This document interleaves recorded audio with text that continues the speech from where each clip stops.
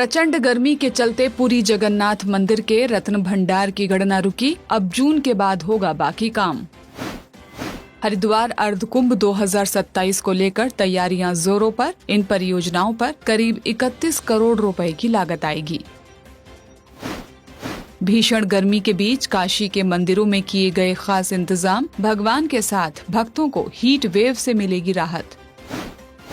उत्तराखंड चारधाम तीर्थ यात्रा में उमड़ रहा आस्था का सैलाब। दर्शनार्थियों का आंकड़ा पहुंचा 20 लाख के पार। पुरी जगन्नाथ मंदिर के रत्न भंडार की गणना का काम फिलहाल रोक दिया गया है। मंदिर प्रबंधन का कहना है कि चंदन यात्रा और स्नान पूर्णिमा पर्व के दौरान मंदिर में श्रद्धालुओं की भीड़ बढ़ने से परिचालन संबंधी चुनौतियां उत्पन्न हो सकती हैं, जिसके मद्देनजर काम को टालने का फैसला लिया गया है। आगे की गणना का काम जून महीने के बाद शुरू किया जाएगा।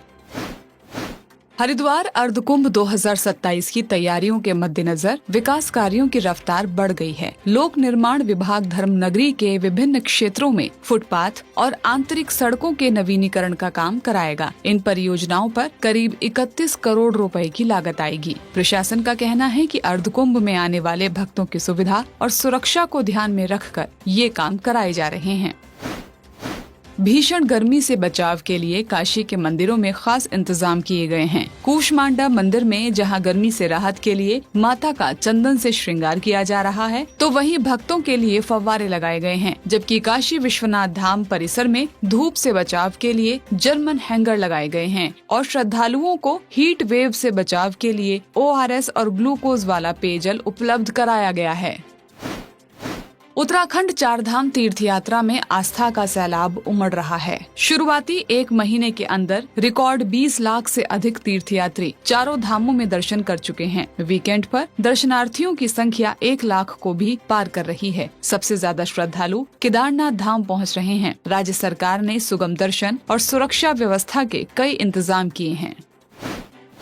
धर्मनगरी उज्जैन में सिंहस्थ कुंभ 2028 को लेकर एक अनोखी पहल शुरू हुई है। पहली बार वन विभाग ने 1.25 हेक्टेयर जमीन पर करीब 600 लाल चंदन के पौधे लगवाए हैं। खास बात ये है कि ये पौधे साल 2027 के अंत तक तैयार हो जाएंगे। इन पेड़ों से बनने वाले चंदन का उपयोग सिंहस्थ 2028 के दौरान भगवान महाकाल के श्रृंगार के साथ ही साधु संतों के तिलक में भी किया जाएगा।